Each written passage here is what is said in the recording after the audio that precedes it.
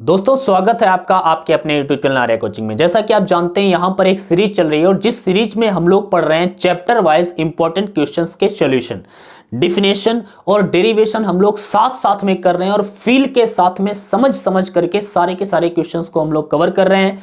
तो आपको इन क्लासेस को देख करके डेफिनेटली फायदा मिलेगा, ये मैं दावे के साथ में कह सकता हूं। इसलिए मैं कहना चाहूंगा कि आपको आने वाली हर क्लास देखनी है और अगर आपने पिछली क्लासेस नहीं देखी हैं, चैप्टर नंबर 1 से लेकर के चैप्टर नंबर 7 तक के सारे मैंने वीडियोस, मतलब जो रिवीजन है, हर एक चैप्टर का रिवीजन एक वीडियो के अंतर्गत 1 घंटे में मैंने पूरा करवाया है। बहुत इंपॉर्टेंट क्लासेस हैं। अगर आपने पिछली वाली क्लासेस नहीं देखी हैं तो डिस्क्रिप्शन में जाइए, आपको मिलेगा लिंक रिवीजन प्लेलिस्ट का। जैसे ही आप उस पर क्लिक करेंगे तो chapter number 1, chapter number 2, chapter number 3 सारे के सारे आपके सामने वीडियोस खुल जाएंगे। आप जिस चैप्टर का रिवीजन करना चाहते हैं आसानी से कर सकते हैं। 1 घंटे में पूरे चैप्टर का रिवीजन मैंने आपको बहुत अच्छे ढंग से करवाने का प्रयास किया है, ठीक है। तो मुझे लगता है कि आपको ये क्लासेस बहुत फायदेमंद साबित होने वाली हैं। इसलिए अगर आपने अभी तक इस चैनल को सब्सक्राइब नहीं किया है तो कर लीजिए और अपने दोस्तों को भी करवाइए, अपने दोस्तों के पास ये वीडियो शेयर करिए। और अगर हमारी क्लासें आपको पसंद आती हैं तो भैया इसको लाइक अवश्य करिएगा, ठीक है। आज हम आपको चैप्टर नंबर 8 पढ़ाने वाले हैं। बहुत छोटी क्लास रहने वाली है क्योंकि चैप्टर नंबर 8 में हमें ज्यादा कुछ पढ़ने को नहीं है। बहुत छोटा चैप्टर है और जो कुछ भी था वो आधा तो हमारा सिलेबस से काट दिया गया है 30% के अंतर्गत। तो हमें बहुत ही कम पढ़ना है और जो पढ़ना है मैंने यहां पर टॉपिक्स 5 लिखे हैं, एक एक करके हम लोग सबको कवर करेंगे। वैद्युत चुंबकीय तरंगे क्या होती हैं इसको हम लोग जानेंगे। वैद्युत चुंबकीय तरंगों के गुण हम लोग पढ़ेंगे। उसके बाद में वैद्युत चुंबकीय स्पेक्ट्रम, उसके बाद में विस्थापन धारा और फिर मैक्सवेल के समीकरण, ठीक है। तो ये जो टॉपिक हैं जो आपके लिए इंपॉर्टेंट है, मैंने इन टॉपिक्स को सेलेक्ट किया है और आप लोगों को एक एक करके मैं अच्छे से समझाने का पूरा प्रयास करूंगा। इसलिए भैया चैनल को जरूर सब्सक्राइब करिएगा, ठीक है। चलो आज की क्लास को शुरू करते हैं और आज की क्लास का पहला टॉपिक हमारा क्या है मैं आपको बताता हूं। पहला टॉपिक है वैद्युत चुंबकीय तरंगे। वैद्युत चुंबकीय तरंगे। भैया धैर्य के साथ में इस क्लास को देखिएगा और आने वाली सभी क्लासेस अगर आप देखेंगे तो डेफिनेटली आप एग्जाम में अच्छा स्कोर करेंगे। जितने भी मैं क्वेश्चंस बताता जा रहा हूं इनको सबको आप कवर कर लेना है, आपको लर्न कर लेना है, 2-3 बार कर लेना है, रिवीजन कर लेना है, आराम से आपका पेपर अच्छा सा होगा, ठीक है। वैद्युत चुंबकीय तरंगे क्या होती है, सबसे पहले इसकी परिभाषा आप जानें, ठीक है। वैद्युत चुंबकीय तरंगे क्या है? तो भैया एक्चुअल में जो तीव्रगामी इलेक्ट्रॉन होते हैं, क्या तीव्रगामी इलेक्ट्रॉन हो या फिर प्रोटॉन हो, आवेश हो यार, ठीक है। कैसा आवेश? त्वरित आवेश। आवेश गतिमान तो हो लेकिन गतिमान के साथ में उसकी गति त्वरीय हो, या तो धीरे धीरे उसकी गति बढ़ रही हो या तो धीरे धीरे उसकी गति कम हो रही हो। तो अगर कोई आवेश जो त्वरीय गति कर रहा है, त्वरीय गति करने का मतलब है कि कंटिन्यूअसली अपनी स्पीड को चेंज कर रहा है, ठीक है। तो अगर कोई ऐसा आवेश है जो त्वरीय गति करता है तो वह आवेश वैद्युत चुंबकीय तरंगों का उत्सर्जन करता है। मतलब उस आवेश द्वारा उत्पन्न तरंगों को ही हम लोग क्या कहते हैं? वैद्युत चुंबकीय तरंगे कहते हैं। बात सुनिए, वैद्युत चुंबकीय तरंगे क्या है? तो लिखेंगे आप त्वरित आवेश द्वारा उत्पन्न तरंगों को वैद्युत चुंबकीय तरंगे कहते हैं। अगर आपसे पूछ दिया जाता है, सिंपल और सबसे सरल डिफिनेशन आप ये लिख सकते हैं। क्या लिख सकते हैं? वैद्युत चुंबकीय तरंगे क्या है आपसे पूछा गया तो आप लिखेंगे त्वरित आवेश द्वारा उत्पन्न तरंगों को वैद्युत चुंबकीय तरंगे कहते हैं। अब याद रखना, वैद्युत चुंबकीय तरंगों में वैद्युत क्षेत्र भी होता है, चुंबकीय क्षेत्र भी होता है और तरंग भी चलती है। एक बात याद रखना, वैद्युत चुंबकीय तरंगों में वैद्युत क्षेत्र और चुंबकीय क्षेत्र दोनों एक दूसरे के लंबवत दिशाओं में होते हैं और साथ ही साथ में तरंग संचरण की दिशा के भी लंबवत होते हैं। कहने का मतलब है जिस दिशा में वैद्युत क्षेत्र होगा उस दिशा में चुंबकीय क्षेत्र नहीं हो सकता। वैद्युत क्षेत्र और चुंबकीय क्षेत्र एक दूसरे के लंबवत होंगे और तरंग संचरण की दिशा के भी लंबवत होंगे। मान लिया कोई तरंग इस डायरेक्शन में जा रही है, तो अगर कोई तरंग इस डायरेक्शन में जा रही है तो इस तरंग संचरण इस दिशा में हो रहा है तो वैद्युत क्षेत्र इस दिशा में तो हो नहीं सकता, इसके लंबवत होगा, या तो ऐसे होगा या तो ऐसे होगा, लंबवत होना चाहिए। ठीक है, अगर वैद्युत क्षेत्र इस तरह से है तो चुंबकीय क्षेत्र इस तरह से होगा। वैद्युत क्षेत्र और चुंबकीय क्षेत्र आपस में लंबवत होंगे और तरंग संचरण की दिशा के भी लंबवत होंगे। तो वैद्युत क्षेत्र और चुंबकीय क्षेत्र चुंबकीय तरंगों में क्या होता है, एक दूसरे के लंबवत होता है और साथ ही साथ वैद्युत चुंबकीय तरंग के संचरण की दिशा के भी लंबवत होता है। बात क्लियर है? एक बार फिर समझिए, मैंने क्या बोला? मैंने बोला भाई कि वैद्युत चुंबकीय तरंग क्या है, तो आप बता देंगे अभी जो मैंने आपको परिभाषा बताई कि त्वरित आवेश द्वारा उत्पन्न तरंगों को वैद्युत चुंबकीय तरंगें कहते हैं। अच्छा, इसमें और क्या लिखेंगे? वैद्युत चुंबकीय तरंगों में वैद्युत क्षेत्र तथा चुंबकीय क्षेत्र एक दूसरे के लंबवत होते हैं तथा वे तरंग संचरण की दिशा के भी लंबवत होते हैं। बस इतना आपको लिखना है। बात क्लियर है? वैद्युत चुंबकीय तरंगे क्या है मैंने आपको बताया, डिफिनेशन बताई, आप क्या लिखेंगे वो मैंने बता दिया। साथ साथ में एक बात आपको याद रखना है, वैद्युत क्षेत्र और चुंबकीय क्षेत्र के बीच में रिलेशन क्या होता है, वैद्युत चुंबकीय तरंगों के बीच क्या होता है भैया, याद रखिएगा। वैद्युत क्षेत्र और चुंबकीय क्षेत्र के बीच में जो संबंध होता है वो होता है C बराबर E/B। ये भैया वैद्युत क्षेत्र और चुंबकीय क्षेत्र में रिलेशन होता है। अगर आप ऐसे भी लिखें तो ऐसे भी लिख सकते हैं E0/B0।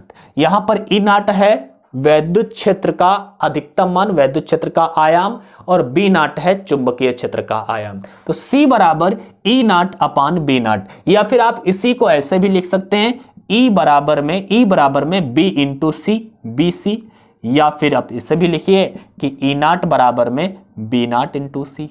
कोई दिक्कत नहीं है। वैद्युत क्षेत्र और चुंबकीय क्षेत्र में रिलेशन क्या होता है मैंने आपको बता दिया, और यह इक्वेशन आपके बोर्ड एग्जाम में जब न्यूमेरिकल 1-1, 2-2 नंबर के पूछे जाते हैं तो बहुत जरूरत पड़ती है। ठीक है, तो आपको ये इक्वेशन भी याद रखना है। वैद्युत चुंबकीय तरंगों में वैद्युत क्षेत्र और चुंबकीय क्षेत्र के बीच में क्या संबंध होता है मैंने आपको बता दिया है। अब हम बढ़ते हैं अगले टॉपिक की ओर। भैया बहुत छोटी क्लास होने वाली है यार, 20-25 मिनट की क्लास है और सब खत्म हो जाएगा। यहां पे जरा ध्यान से समझना। दूसरा टॉपिक हमारे पास है वैद्युत चुंबकीय तरंगों के गुण। क्या है? वैद्युत चुंबकीय, ठीक है, तरंगों के गुण। ठीक है, एक बात मैं बता रहा हूं, मैं जो डेफिनेशन बोल रहा हूं आपको लिख लेनी है। और अगर भैया नहीं लिखना चाहते ना, अगर आलसी टाइप के हो ना, तो आपको क्या करना है, आपको जाना है आर्या कोचिंग। कहां? यूट्यूब पे नहीं, टेलीग्राम पे जाइए, आर्या कोचिंग सर्च करिए, वहां पर हमारा वाला लोगो मिल जाएगा जो यूट्यूब पर लगा है, उस पर क्लिक करना, ज्वाइन कर लेना उस चैनल को। और जैसे ही आप ज्वाइन करेंगे आपके सामने सारी पीडीएफ्स आपको हर चैप्टर की मिल जाएंगी। जिसको आप पढ़ना चाहते हैं सब सारी की सारी पीडीएफ्स आप डाउनलोड कर सकते हैं वहां से आसानी से। ठीक है, दूसरा आप हमारे इंस्टाग्राम पर हमें फॉलो कर सकते हैं, और इंस्टाग्राम के लिए हम यहां पर अपनी आईडी लिखती हैं आर्या_सर, इंस्टाग्राम पर सर्च करिए, आप हमें वहां पर फॉलो कर सकते हैं। ओके, चलो वैद्युत चुंबकीय तरंगों के गुणों की अगर हम बात करें तो भैया वैद्युत चुंबकीय तरंगों के गुण तो बहुत हैं। क्या क्या हम आपको बताएं, उसमें से 4-5 या 3-4 जो मुझे अभी याद आ रहे हैं मैं आपको बता दूंगा। कम है, ज्यादा से ज्यादा 2 गुण पूछता है या फिर अधिकतम 4 गुण पूछेगा, बस इतने अधिकतम है। तो आप लोगों को जितने भी मिल जाते हैं यहाँ पर लिख लेते हैं। ठीक है, सबसे पहला गुण आप लिख सकते हैं, वैद्युत चुंबकीय तरंगें तुरीय आवेश द्वारा उत्पन्न होती हैं। क्या लिखेंगे? वैद्युत चुंबकीय तरंगें। यार तुम लिख लेना, लिख लो, कॉपी लेकर बैठे हो लिख लो, अगर नहीं लिखना चाहते तो पीडीएफ डाउनलोड कर लो। ठीक है, मैं आपको समझाता चल रहा हूं। मैंने क्या बोला? वैद्युत चुंबकीय तरंगें किसके द्वारा उत्पन्न होती है? तुरीय आवेश द्वारा उत्पन्न होती है। पहला गुण ये लिख लो। ठीक है, दूसरा गुण लिखिए, वैद्युत चुंबकीय तरंगों के चलने के लिए या संचरण के लिए माध्यम की आवश्यकता नहीं होती है। वैद्युत चुंबकीय तरंगों के संचरण के लिए माध्यम की आवश्यकता नहीं होती है, मतलब जहां माध्यम नहीं है, कोई माध्यम नहीं है, वहां भी तरंगें वो चल सकती हैं। जैसे अंतरिक्ष में भी चल सकती हैं। अगर हम पृथ्वी के आसपास कहेंगे तो वायु का माध्यम मिल जाता है। जहां वायु भी नहीं है, कोई माध्यम ही नहीं है, ऐसे जगह पर भी वैद्युत चुंबकीय तरंगें चल सकती हैं। और वैद्युत चुंबकीय तरंगों के अलावा अन्य तरंगे बिना माध्यम के नहीं चल पाती हैं, केवल वैद्युत चुंबकीय तरंगे ही हैं जो बिना माध्यम के चल सकती हैं। तो दूसरा गुण इसका क्या है कि वैद्युत चुंबकीय तरंगों के लिए माध्यम की आवश्यकता नहीं होती है। ओके, तीसरा गुण क्या लिखेंगे? वैद्युत चुंबकीय तरंगे अनुप्रस्थ तरंगे हैं। भैया कैसी तरंगे हैं? अनुप्रस्थ तरंगे हैं। और अनुप्रस्थ तरंगे मतलब ऐसी तरंगे जिनके जो वैद्युत वेक्टर के कंपन हैं वो तरंग संचरण की दिशा के लंबवत हो रहे हो। जैसे अगर तरंग इस दिशा में जा रही है तो कंपन इस तरह से हो रहा हो, ठीक है, तो ये अनुप्रस्थ तरंग कही जाती है। और अगर ऐसी तरंग हो जिस दिशा में तरंग जा रही है कंपन भी उसी दिशा में हो रहा है, तो ऐसी तरंगों को हम अनुदैर्ध्य तरंगे कहते हैं। मैंने क्या बोला कि वैद्युत चुंबकीय तरंगे जो होती हैं वो अनुप्रस्थ तरंगे होती हैं। तीसरा गुण मैंने आपको बता दिया, आपने नोट भी कर लिया होगा। ओके, तो मैंने आपको 2 और तीसरा गुण भी बता दिया। चौथा गुण आप क्या लिखोगे? तो आप लिख सकते हैं वैद्युत चुंबकीय तरंगों का वेग प्रकाश के वेग के बराबर होता है। यह वैद्युत चुंबकीय तरंगों का वेग इस तरह से दिखा देना 1/√μ0 होता है। ये जो है इसका वैल्यू भी भैया यही होता है 3 × 10⁸ मीटर पर सेकेंड।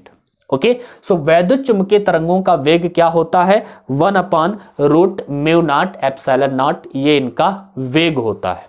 बात क्लियर है? बात क्लियर है ना? हर एक चीज को ध्यान से याद रखना, ठीक है। इसके बाद में वैद्युत चुंबकीय तरंगों में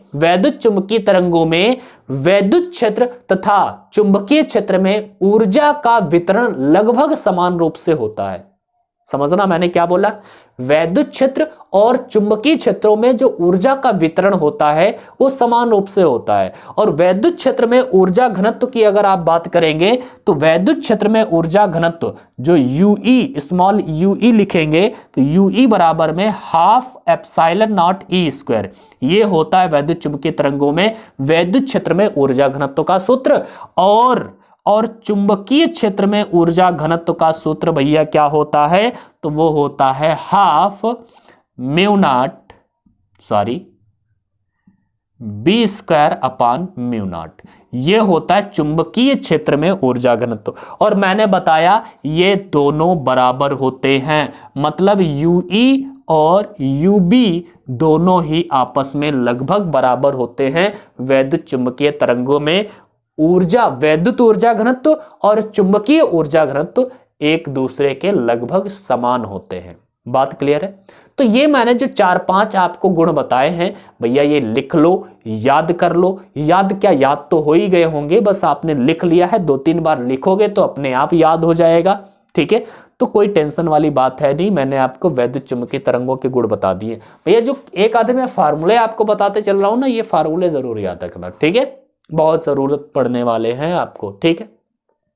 इसके बाद में मैं आपको बताने वाला हूं वैद्युत चुंबकीय स्पेक्ट्रम। चलो आइए वैद्युत चुंबकीय स्पेक्ट्रम के बारे में बताते हैं हम आपको, ठीक है भाई। देखो हर चीज को अच्छे से पढ़िए, अच्छे से पढ़िए।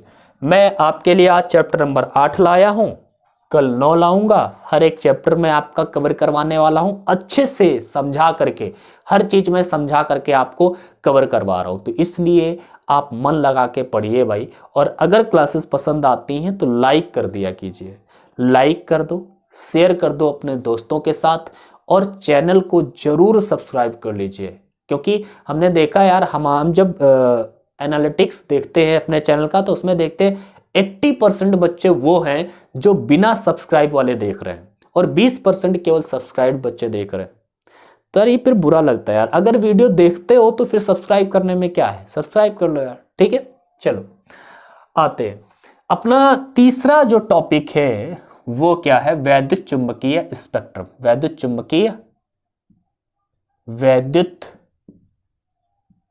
चुंबकीय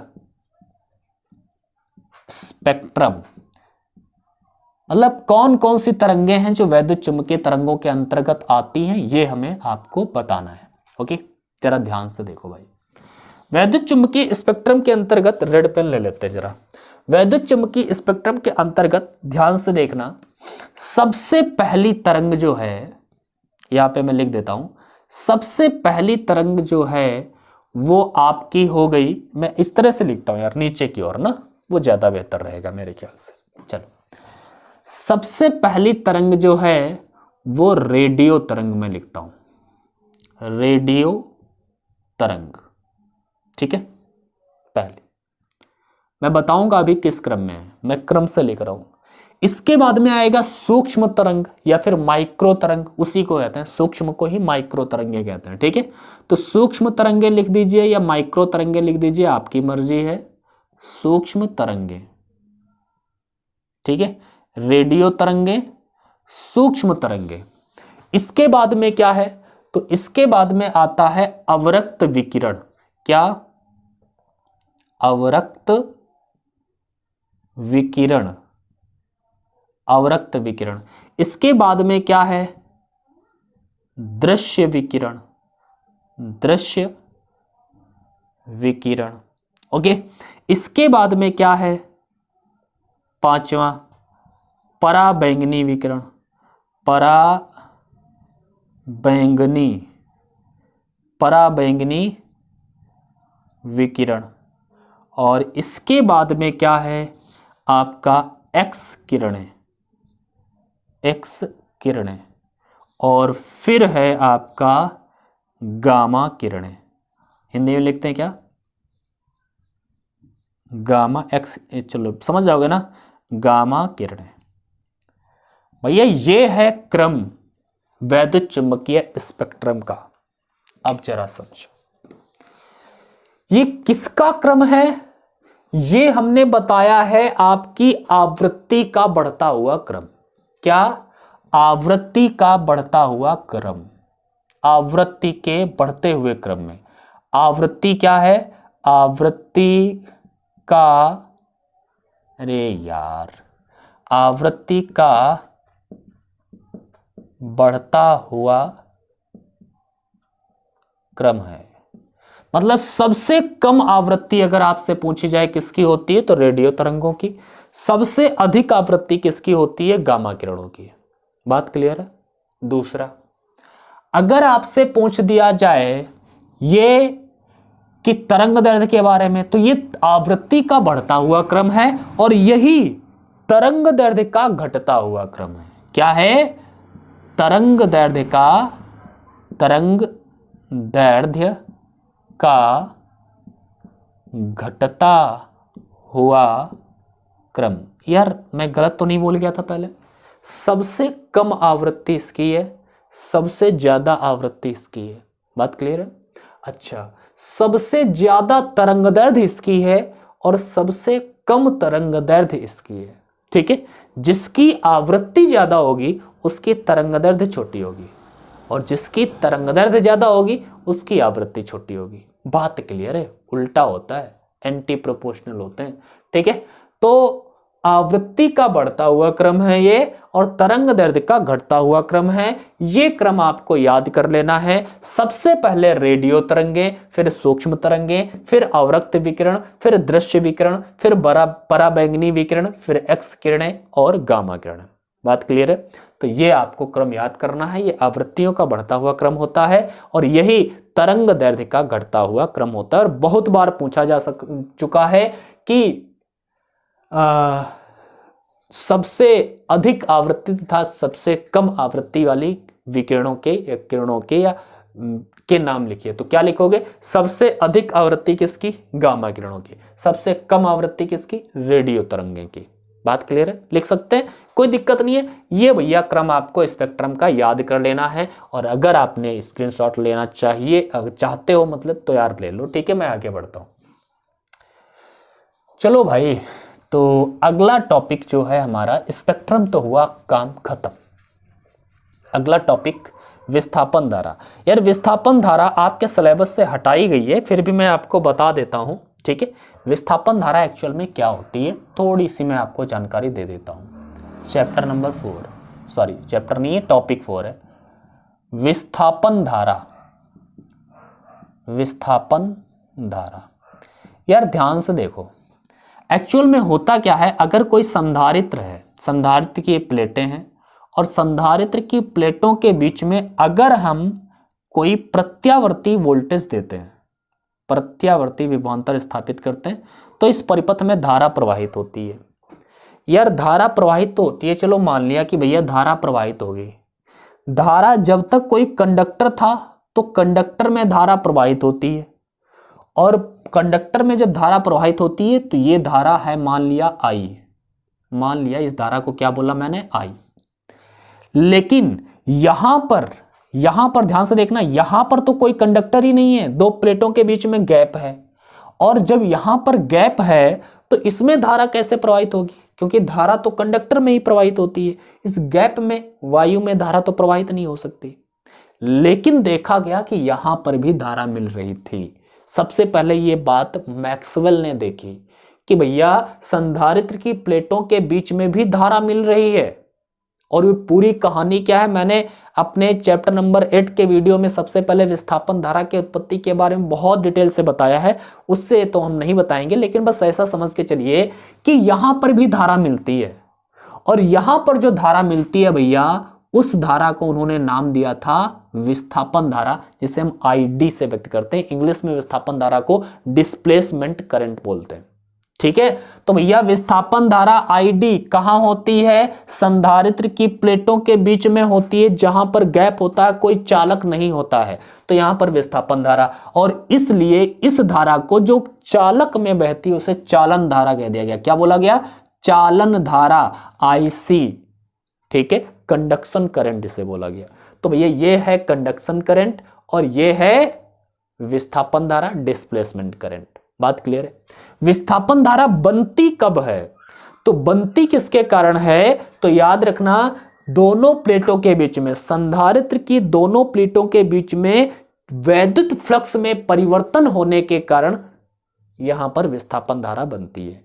तो वैद्युत फ्लक्स में परिवर्तन होने के कारण क्या बनती है, विस्थापन धारा बनती है, और जिसे ID से व्यक्त करते हैं। तो विस्थापन धारा की आपको परिभाषा बोलनी हो तो क्या लिखोगे, तो लिखोगे किन्हीं संधारित्र की प्लेटों के बीच में, किसी संधारित्र की प्लेटों के बीच में वैद्युत फ्लक्स में परिवर्तन होने के कारण जो धारा उत्पन्न होती है उसे विस्थापन धारा कहते हैं। काम खत्म है, आपने लिख लिया, आपने समझ लिया। इसे ID से व्यक्त करते हैं। और भैया ID का सूत्र याद कर लेना, मैं पूरा डेरिवेशन नहीं करवाऊंगा। ID का सूत्र होता है एप्सिलॉन नॉट इनटू में d phi e upon dt, epsilon naught into में d phi e upon dt। d phi e क्या है, वैद्युत फ्लक्स में परिवर्तन अपॉन dt, परिवर्तन की दर, ठीक है। सो ID विस्थापन धारा का सूत्र ID बराबर में epsilon into d phi e upon dt। और जैसे ही ये विस्थापन धारा के बारे में मैक्सवेल ने बताया था, तो मैक्सवेल ने एम्पियर का जो परिपथीय नियम था उसको गलत साबित कर दिया था, और उसको उसमें सुधार करके एक समीकरण बनाया था। एम्पियर का परिपथीय नियम आपको क्या याद है, क्या था,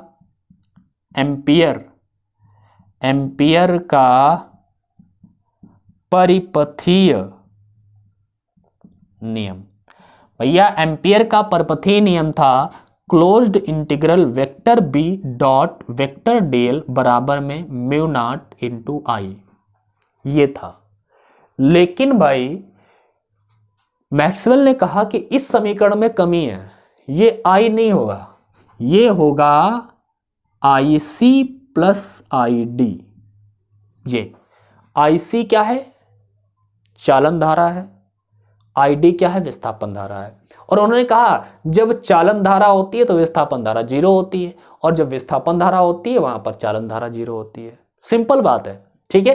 तो ये एक समीकरण को सुधार करके मैक्सवेल के समीकरण को मैक्सवेल ने एम्पियर के समीकरण को सुधार करके इस तरह से लिखा था, और इस समीकरण को कहा गया एम्पियर मैक्सवेल समीकरण। क्या बोला गया, एम्पियर मैक्सवेल समीकरण, ठीक है।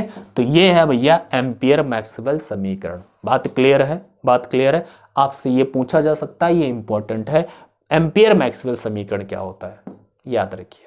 बात क्लियर है। चलो, तो मेरे ख्याल से आपने विस्थापन धारा के बारे में जानकारी प्राप्त कर लिया। विस्थापन धारा का सूत्र आप याद रखिएगा और हम बढ़ते हैं अगले टॉपिक पर, मैक्सवेल के समीकरणों के बारे में। मैं मैक्सवेल के समीकरण की बात कर रहा हूं, मैक्सवेल एम्पियर मैक्सवेल समीकरण की बात नहीं कर रहा। मैक्सवेल ने क्या किया भाई, सुनो, मैक्सवेल के समीकरण आपको बताना। देखो, लास्ट टॉपिक पढ़ने से पहले एक बात मैं फिर आपसे बोल देता हूं यार, आपके लिए मैं मेहनत करके वीडियो बनाता हूं, ठीक है, इसलिए मेहनत का नतीजा तो मिलना ही चाहिए। तो भैया, अगर पसंद आई है क्लास, अच्छी लगती है, आप अगर सीखते हैं तो लाइक ज़रूर करिएगा और अपने दोस्तों के साथ भी शेयर ज़रूर करिएगा, अपने क्लासमेट के साथ में शेयर करिएगा, उनसे भी कहिए वो यहाँ पर आएँ और अच्छे से अच्छा रिवीजन यहाँ पर हम आप लोगों को करवा रहे हैं। हमारे रिवीजन में भागीदारी बने, पढ़ाई करें और अच्छे से तैयारी करें, ठीक है। तो अपने दोस्तों के साथ भी शेयर करिएगा और खुद इस वीडियो को लाइक करके जाइएगा, और चैनल सब्सक्राइब नहीं किया है तो भैया अभी कर लो, ठीक है। चलो आगे बढ़ते हैं। अगला टॉपिक जो हमारा है वो है मैक्सवेल का समीकरण, मैक्सवेल के समीकरण, ठीक है। क्या? मैक्सवेल के समीकरण। यार, मैक्सवेल ने मालूम क्या किया था, मैक्सवेल ने वैद्युत क्षेत्र और चुंबकीय क्षेत्र, इस पूरे वैद्युत और चुंबकीय क्षेत्र को समझाने के लिए 4 समीकरणों का उपयोग किया, और केवल उन 4 समीकरणों से ही पूरे वैद्युत और चुंबकीय क्षेत्रों के फिनोमिना समझा दिए थे। अब वो 4 समीकरणों का सिलेक्शन उन्होंने किया है, उन्होंने कोई अपना समीकरण नहीं दिया, उन्होंने उन केवल 4 समीकरणों द्वारा वैद्युत क्षेत्र और चुंबकीय क्षेत्रों के सारे फिनोमिना को एक्सप्लेन किया था। तो वो चारों समीकरण कौन कौन से लिए थे, उनके नहीं हैं दूसरों के, लेकिन उन्होंने उन चारों समीकरणों से एक्सप्लेन किया था, ठीक है। तो वो जो समीकरण उठाए थे, उन्हीं चारों समीकरणों को मैक्सवेल के समीकरण कहते हैं। और भैया ये 4 समीकरण है। पहला समीकरण क्या था मैं आपको बताता हूं। सबसे पहला समीकरण उन्होंने लिया स्थिर विद्युतिकी का गॉस नियम। क्या? स्थिर विद्युतिकी का गॉस नियम। यार, गॉस प्रमेय आपने पढ़ी थी, चैप्टर नंबर 1 में हमने पढ़ाई थी आपको, वही है गॉस प्रमेय या गॉस नियम, कुछ भी कहिए, ये स्थिर विद्युतिकी की गॉस प्रमेय, ठीक है। क्या थी वो गॉस प्रमेय? तो मैंने बताई थी आपको भैया, गॉस प्रमेय में एक्चुअल में क्या था, हमने बताया था फाई ई बराबर में होता है क्यू अपान एप्सिलॉन नॉट। आप याद करिए, गॉस प्रमेय में कहा गया था किसी बंद पृष्ठ से गुजरने वाला वैद्युत फ्लक्स उस पृष्ठ से घिरे कुल आवेश का 1 अपान एप्सिलॉन नॉट गुना होता है। तो ये फॉर्मूला था यार, क्यू ई बराबर फाई ई बराबर क्यू अपान एप्सिलॉन नॉट। इसको इन्होंने इस तरह से ना लिख करके, हमने बताया था आपको फाई ई का फॉर्मूला होता है एक vector E dot vector A, vector E dot vector A, ठीक है। और जब छोटा फ्लक्स होता है तो डी ए होता है, और पूरे फ्लक्स के लिए तो केवल ए हो जाता है, ठीक है। तो यहां पर फाई ई को हम लोग क्या लिख सकते हैं, closed integral vector E dot vector D A. ये आपको लिखना नहीं, मैं समझा रहा था आपको, ठीक है। Vector E dot vector D A बराबर में क्यू अपान एप्सिलॉन नॉट। इस समीकरण को, गॉस प्रमेय का जो ये समीकरण था, इस समीकरण को इन्होंने इस तरह से लिखा, और इस समीकरण को स्थिर विद्युतिकी का गॉस नियम या फिर मैक्सवेल का प्रथम समीकरण कहा जाता है। और इस समीकरण द्वारा उन्होंने क्या एक्सप्लेन करने का प्रयास किया था, जरा समझिए। इन्होंने कहा कि इस समीकरण से हम कह सकते हैं कि कोई आवेश कहीं पर स्थित है तो उसके चारों कहीं ना कहीं वैद्युत क्षेत्र जरूर होगा।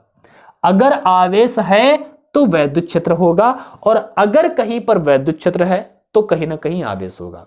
बात क्लियर है? ये नहीं बताया कि जहां पर आवेश है वहीं वैद्युत क्षेत्र होगा या फिर जहां वैद्युत क्षेत्र है वहीं आवेश होगा, लेकिन अगर वैद्युत क्षेत्र है तो कहीं ना कहीं आवेश जरूर होगा, और अगर आवेश है तो कहीं ना कहीं वैद्युत क्षेत्र जरूर होगा। इस इक्वेशन से ये निष्कर्ष इन्होंने निकाला था, ठीक है। तो पहला समीकरण स्थिर विद्युतिकी का गॉस नियम था, जो मैक्सवेल ने पहला समीकरण सिलेक्शन किया। दूसरा समीकरण था भैया चुंबकत्व का गॉस नियम। क्या? चुंबकत्व का गॉस नियम। भैया चुंबकत्व का गॉस नियम क्या था? तो चुंबकत्व का गॉस नियम कहता है closed integral vector B dot vector dA, vector E dot vector dA, ये वैद्युत का गॉस नियम है, विद्युत स्थिर विद्युत का गॉस नियम। Vector B dot vector dA ये क्या होता है, जीरो होता है, इन्होंने ये बोला। ये चुंबकत्व का गॉस नियम है भैया, vector B dot vector d बराबर में क्या होता है, जीरो। और इस समीकरण से इन्होंने एक बात कही थी, क्या बात कही थी, कि किसी बंद पृष्ठ से गुजरने वाला फ्लक्स शून्य होता है, ये समीकरण बता रहा है। और एक निष्कर्ष निकाला कि भैया जगत में, ब्रह्मांड में कभी एकल चुंबकीय ध्रुव हो ही नहीं सकते, एकल चुंबकीय ध्रुव संभव नहीं है, ये समीकरण बता रहा है। उन्होंने कहा कि अगर जैसे मान लिया कोई चुंबक है तो इसका उत्तरी ध्रुव है तो दक्षिणी ध्रुव जरूर होगा। अगर आप सोचो कि ये उत्तरी ध्रुव है, ये दक्षिणी ध्रुव है, और जैसे आप इसको तोड़ोगे, जैसे जहां से तोड़ोगे तो जहां से टूटेगा वहां पर दक्षिणी ध्रुव अपने आप बन जाएगा। ये उत्तरी है तो वहां पर दक्षिणी। अगर आप इसको फिर तोड़ोगे तो इसका जो भी पार्ट बचेगा, ये उत्तरी है तो उसका दूसरा पार्ट अपने आप दक्षिणी हो जाएगा। मतलब कभी एक ध्रुव तो हो ही नहीं सकते, दोनों ध्रुव रहेंगे, उत्तरी होगा तो दक्षिणी जरूर होगा। उन्होंने कहा एकल चुंबकीय ध्रुव संभव नहीं है। यह समीकरण इसके बारे में बताता है कि कभी भी एकल चुंबकीय ध्रुव संभव नहीं हो सकते। चुंबकत्व का गॉस नियम ये था मैक्सवेल का द्वितीय समीकरण। ओके, इसके बाद में दो समीकरण और हैं, मैं आपको बताता हूं। मैं इनको पहले मिटाता हूं, इसके साथ लेना है तो भैया ले लो। हम बढ़ते हैं आगे, और दो नियम कौन कौन से हैं वो भी मैं आपको बता देता हूं भाई, सुनो। अगला नियम है वैद्युत चुंबकीय प्रेरण संबंधी फैराडे का नियम। भैया तीसरा जो समीकरण लिया था क्या था, वैद्युत चुंबकीय प्रेरण संबंधी किसका नियम, फैराडे का नियम। ठीक है भैया, वैद्युत चुंबकीय प्रेरण संबंधी फैराडे का नियम। फैराडे का नियम हमें पता है कि E बराबर में minus N into delta phi B upon delta t, या d phi B upon d t, ऐसे लिख सकते हैं। एन हम मान लेते हैं कि कोई, मान लिया फेरों की संख्या एक है तो ऐसे रखेंगे। E बराबर में minus D phi B upon d T, ये है फैराडे का नियम, प्रथम नियम। ठीक है, इसी को इन्होंने E को इस तरह से लिखा, closed integral V into D L. V क्या है, V into D L.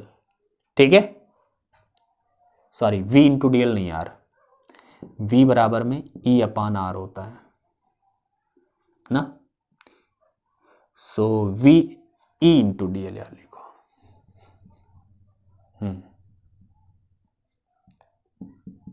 E into D L ये हटाओ। ठीक है, E इंटू डी एल बराबर में क्या होता है भैया, माइनस में D phi B upon d T. मैं कुछ सही लिख रहा हूं कि नहीं,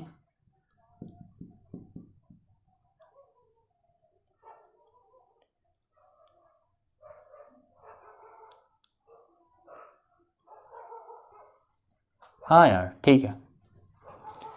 ठीक है, सो E इंटू डी एल बराबर में D phi B upon d T. ठीक है, ये इक्वेशन होता है आपका फैराडे का तृतीय, सॉरी मैक्सवेल का तृतीय समीकरण। और इससे निष्कर्ष क्या निकाला कि कहीं पर भैया चुंबकीय फ्लक्स होगा, चुंबकीय फ्लक्स में परिवर्तन होगा तो वैद्युत क्षेत्र उत्पन्न होगा। मुझे यह पता था कि वैद्युत धारा अगर प्रवाहित करोगे वैद्युत क्षेत्र द्वारा चुंबकीय क्षेत्र बन जाता है, लेकिन यह समीकरण क्या बताता है, चुंबकीय फ्लक्स में आप परिवर्तन करोगे, परिवर्ती चुंबकीय फ्लक्स या परिवर्ती चुंबकीय क्षेत्र भी आप कह सकते हो, बी की जगह पर बी इंटू फाइव, बी की जगह पर बी इंटू ए लिख सकते हो। तो परिवर्ती चुंबकीय क्षेत्र वैद्युत क्षेत्र उत्पन्न करता है, यह समीकरण आपको बता के दे रहा है क्या, कि परिवर्ती चुंबकीय क्षेत्र वैद्युत क्षेत्र उत्पन्न करता है। इस समीकरण से यह निष्कर्ष निकाला मैक्सवेल ने, और यह भैया मैक्सवेल का तृतीय समीकरण था जो कि है वैद्युत चुंबकीय प्रेरण संबंधी फैराडे का नियम। ठीक है, यह हो गया। इसके बाद में जो चौथा समीकरण है भैया, चौथा समीकरण क्या है, एम्पियर मैक्सवेल समीकरण। भैया जो अभी मैंने आपको बताया था, जिक्र किया था, एम्पियर मैक्सवेल, एम्पियर मैक्सवेल समीकरण। यार एम्पियर मैक्सवेल समीकरण क्या? अभी मैंने आपको बताया था closed integral vector B dot vector dl बराबर में म्यू नॉट इनटू में आईसी प्लस आईडी। आईसी क्या है? Conduction current. आईडी क्या है? डिस्प्लेसमेंट करंट, चालन धारा और विस्थापन धारा। ठीक है, इसको इस समीकरण को ऐसे भी लिख सकते हैं, closed integral vector B dot vector dl बराबर में म्यू नॉट आईसी की जगह पर आईसी रख दो, आईडी की जगह पर आईडी का इक्वेशन एप्सिलॉन नॉट इनटू में d phi E upon d t. इस तरह से भी आप लिख सकते हैं, नो प्रॉब्लम। ओके, सो ये है एम्पियर मैक्सवेल समीकरण मेरे ख्याल से। और इस समीकरण से पता चलता है कि परिवर्ती चुंबकीय वैद्युत क्षेत्र चुंबकीय क्षेत्र उत्पन्न करता है। परिवर्ती वैद्युत क्षेत्र चुंबकीय क्षेत्र उत्पन्न कर सकता है। बात क्लियर है? तो ये था मैक्सवेल का चतुर्थ समीकरण, चौथा समीकरण, जिसे हम बोलते हैं एम्पियर मैक्सवेल समीकरण के नाम से जानते हैं। और ये समीकरण आपके लिए ज्यादा इंपॉर्टेंट है। ठीक है, मेरे ख्याल से आपको ये सारी बातें अच्छे से समझ में आई होंगी।